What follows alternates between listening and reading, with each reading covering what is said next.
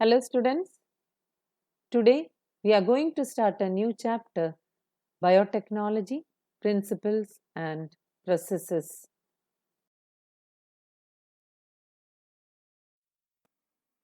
Let's see what is biotechnology.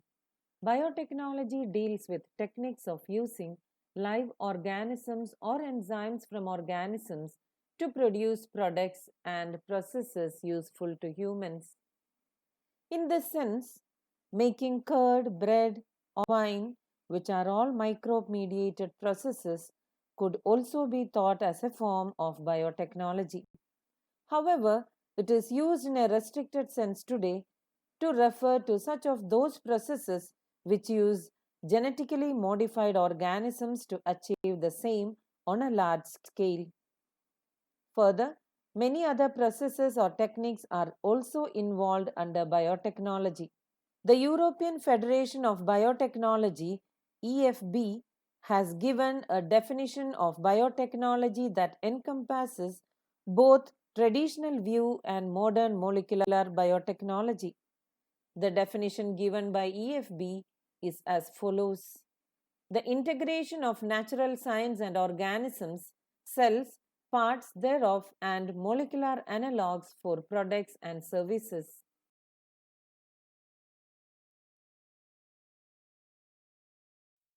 Let's see what are the two important techniques which enable development of modern biotechnology. They are genetic engineering and chemical engineering.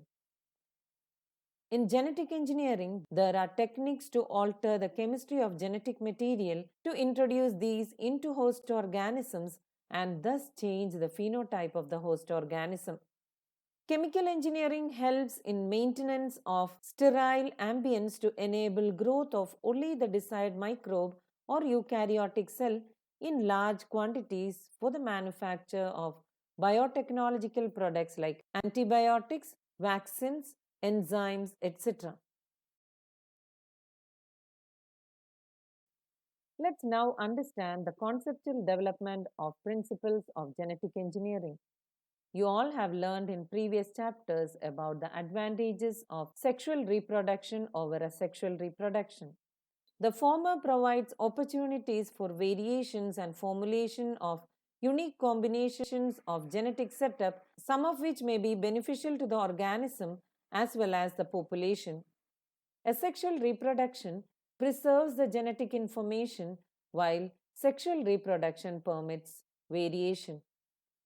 Traditional hybridization procedures used in plant and animal breeding very often lead to inclusion and multiplication of undesirable genes along with the desired genes. The techniques of genetic engineering, which include the creation of recombinant DNA, use of gene cloning and gene transfer, overcome this limitation and allows us to isolate and introduce only one or a set of desirable genes without introducing undesirable genes into the target organism.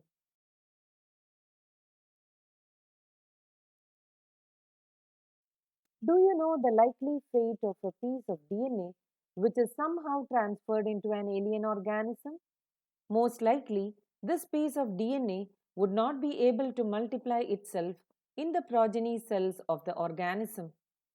But when it gets integrated into the genome of the recipient, it may multiply and be inherited along with the host DNA.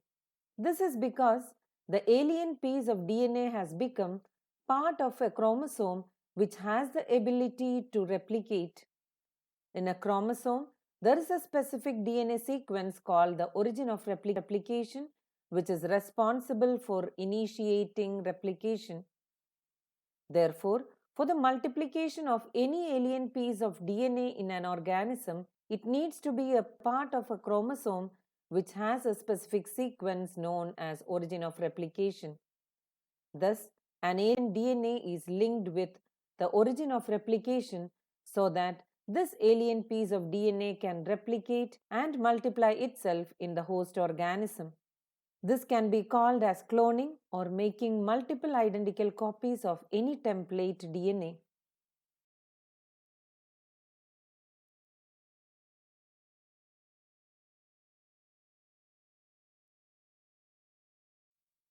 Let's look into the construction of an artificial recombinant DNA molecule.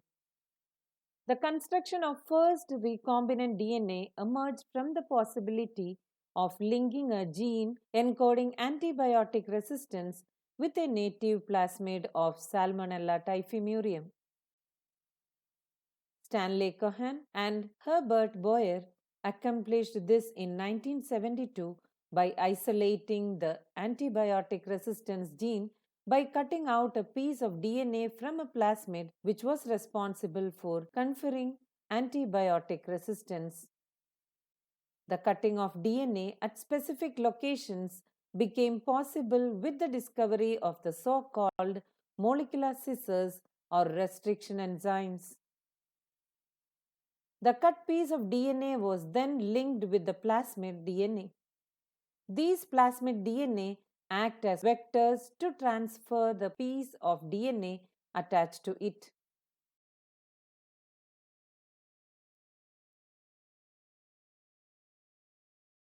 You probably know that mosquito acts as an insect vector to transfer the malarial parasite into the human body. In the same way, a plasmid can be used as vector to deliver an alien piece of DNA into the host organism. The linking of antibiotic resistance gene with the plasmid vector became possible with the enzyme DNA ligase, which acts on cut DNA molecules and joins their ends.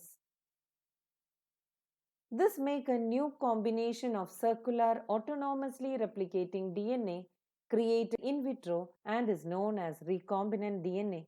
When this DNA is transferred into Escherichia coli, a bacterium closely related to Salmonella, it could replicate using the new host DNA polymerase enzyme and make multiple copies.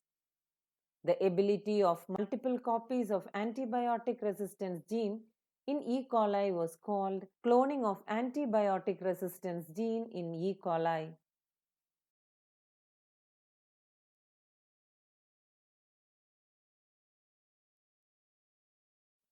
Hence, there are three basic steps in genetically modifying an organism.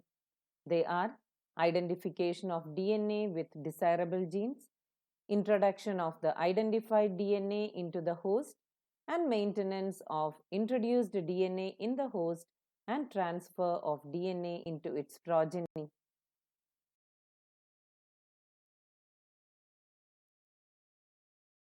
With this, we come to the end of today's session. Thank you and have a nice day.